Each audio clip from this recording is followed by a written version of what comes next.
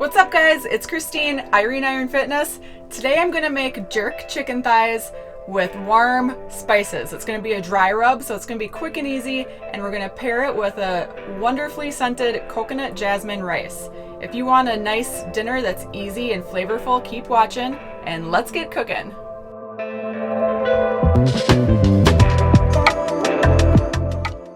Alright, so let's run through our ingredients. We're going to use chicken thighs, boneless, skinless chicken thighs. I love chicken thighs because they're more rich and they're more moist than white meat. So it's going to hold up really well to all of the spices in the jerk seasoning. We're going to do a dry rub jerk seasoning. So when you do a jerk chicken, there's two ways to do it. You can either do a wet marinade, which you take a bunch of wet ingredients plus spices, and you mix it in a food processor and you marinate it. It's really delicious, super effective, makes it really flavorful, but you need to plan ahead. You need to do a little more work as far as using an extra piece of equipment, washing it, all that. I'm sure it tastes better that way if you like a good marinade, but I'm a little lazier. I don't like to dirty up a piece of equipment, and I'd rather do a dry rub when I can. So I'm gonna do a dry rub with spices. Now, the bad news is, there's a lot of spices in this, but the good news is that's about it. So all you need is your pantry, your spices. Use them if you got them. If you don't have a couple, it's okay. You can still make it work. So let's talk through the spices really quick. Allspice. Allspice is the bones of this recipe. Allspice is a mix of nutmeg, cloves, and cinnamon, and it gives that jerk chicken that like unique flavor that you don't really know what it is. Well, that's allspice.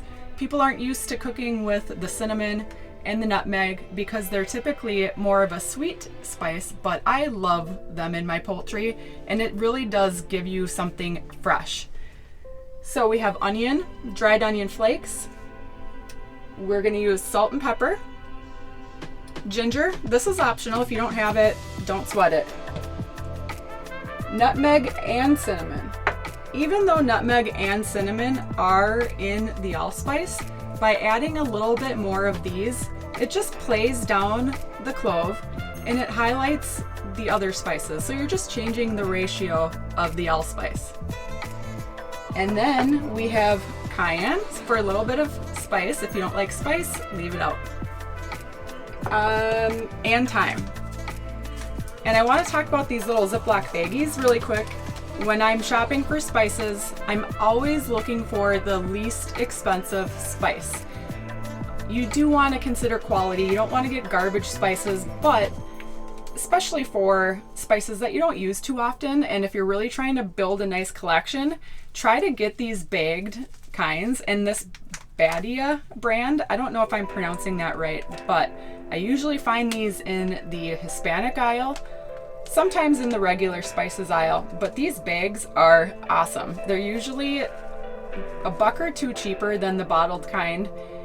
And not only that, but you can stack them and store them so much easier. They're lighter, they are more compactable. So these are my new favorite since being on the road. So look for them, save some money, save some space, and enhance your collection. So those are the spices. We're gonna mix those up in a bowl. I'm gonna mix it with a little bit of olive oil and a little bit of lime juice. Then we're gonna coat it on the chicken, and then we'll set the chicken aside while we get the rest of the stuff ready.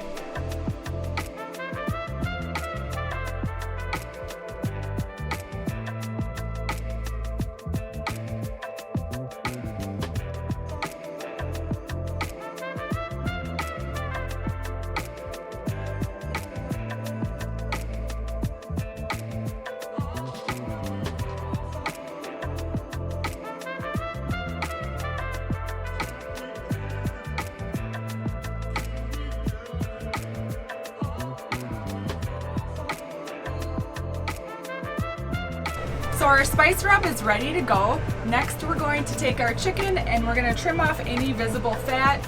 We're going to rub them with the spice mixture and set the chicken on a plate so it's ready to cook. So I have all of the fat that's trimmed off of the chicken. It's not a lot, but it's enough to be just worth doing it. And this is another reason why I prefer to do my meals at home, because restaurants, time is money. I never know if a restaurant actually takes the time to do these little touches. Some may, and a lot probably don't. So I love having control to make sure that I know what I'm eating and what I'm not eating. Now on your chicken, take some time also to make sure these are somewhat thin, because we're putting so much spices onto this chicken. You don't want it to burn in the pan. If it's a super thick thigh, it's going to take a long time to cook, and you might have some burning on your pan. Unless you're grilling these, which would be really, really good. You don't need to worry so much about the thickness if you're throwing it onto a grill, but if you are doing it on a skillet inside of your RV or your home, take some time, pound it out if you need to, just to make it a little bit thinner so it's easier to manage. So I have this on a plate. I'm gonna rub my spices on, and then next I'm gonna get my rice started. We're gonna do that coconut rice, and I love jasmine rice. It's super fragrant and it's really quick cooking. It takes 15 minutes. And instead of water, we're going to use light coconut milk. So jasmine rice is 1 part rice to 1.5 parts water. Instead of the water, we're gonna do the light coconut milk. If you only have the full fat coconut milk, I would split that ratio in half to do half full fat coconut milk and half water. But we have the light coconut milk, so we're gonna do the full strength with coconut milk. The rice is started and my pan is hot. I'm using a 12-inch skillet. I can tell it's hot because it's about 1,000 degrees right here. So I'm gonna throw the chicken on, and once it's about halfway cooked, I watch the edges so that when it's about halfway cooked onto the other side, then you know to flip it. So we're gonna cook the chicken through. The rice only takes 15 minutes. The thighs won't take any longer than that. And what's really nice about this coconut rice is it's going to offer a little small, subtle sweetness, and it's going to pair really well with the jerk chicken that has a little bit of spice, a little bit of heat from the ginger, a little bit of heat from the cayenne, and they're just gonna go so well together. Now for veg, I would absolutely put some snap peas with this. Usually I'll just throw them right into the pan with the meat towards the end to let them go. So let's get the chicken on.